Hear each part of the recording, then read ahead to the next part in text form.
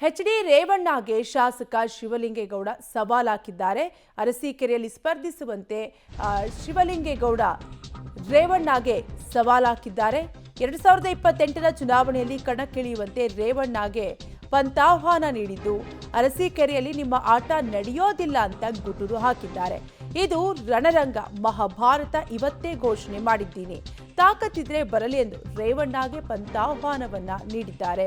ಒಟ್ಟಾರೆಯಾಗಿ ಎಚ್.ಡಿ. ರೇವಣ್ಣಗೆ ಶಾಸಕ ಶಿವಲಿಂಗೇಗೌಡ ಸವಾಲ್ ಹಾಕಿದ್ದು, 2028ರ ಚುನಾವಣೆಯಲ್ಲಿ ಕಣಕ್ಕಿಳಿಯುವಂತೆ ರೇವಣ್ಣಗೆ ಪಂಥಾಹ್ವಾನ ನೀಡಿದ್ದಾರೆ. ಅರಸೀಕೆರೆಯಲ್ಲಿ ಸ್ಪರ್ಧಿಸುವಂತೆ ಸವಾಲ್ ಹಾಕಿದ್ದು, ಅರಸೀಕೆರೆಯಲ್ಲಿ ನಿಮ್ಮ ಆಟ ಯಾವುದೇ ಕಾರಣಕ್ಕೂ ನಡೆಯೋದಿಲ್ಲ ಅಂತ ಗುಟುರು ಹಾಕಿದ್ದಾರೆ. ಇದು ರಣರಂಗ, ಮಹಾಭಾರತ ಇವತ್ತೇ ಘೋಷಣೆ ಮಾಡಿದ್ದೇನೆ, ತಾಕತ್ತಿದ್ರೆ ಬರಲಿ ಎಂದು ರೇವಣ್ಣಗೆ ಪಂಥಾಹ್ವಾನ ನೀಡಿದ್ದಾರೆ. ಶಿವಲಿಂಗೇಗೌಡ ಎಲ್ಲಿ ನಿಂತ್ಕೊತಾನಂತೆ ನಾನು ಒಳಗೆ ನಾನು ಯಾಕ್ರಿ ಹೋಗೋಣ ಒಳಗೆ?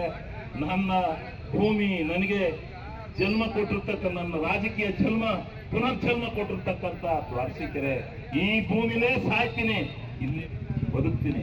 ಆದ್ರೆ ನಾನು ಯಾವುದೇ ಕಾರಣದಿಂದ ನನ್ನ ಜೀವನದಲ್ಲಿ ರಾಜಕೀಯ ಬಿಟ್ಟು ಮನೆಗೆ ಹೋದ್ರು ನಾನು ಅರಸೀಕೆರೆ ಬಿಡೋ ಪ್ರಶ್ನೆ ಇಲ್ಲ. ಇದು ಶುರುವಾಗುತ್ತೆ, ಇದು ನಿಲ್ಲಲ್ಲ ರಾಜಕೀಯ. ನೋಡೋಣ, ಇದು ರಣರಂಗ, ಮಹಾಭಾರತ ಇವತ್ತು ಘೋಷಣೆ ಮಾಡಿದ್ದೀನಿ, ತಾಕತ್ತಿದ್ರೆ ಬರಲಿ ಇಲ್ಲಿಗೆ. ಒಂದು ನಿಂದಲ್ಲಿ ಅದೇನಾಗುತ್ತಾ ಅದು ನೋಡೋಣ. ಆ ಯುದ್ಧ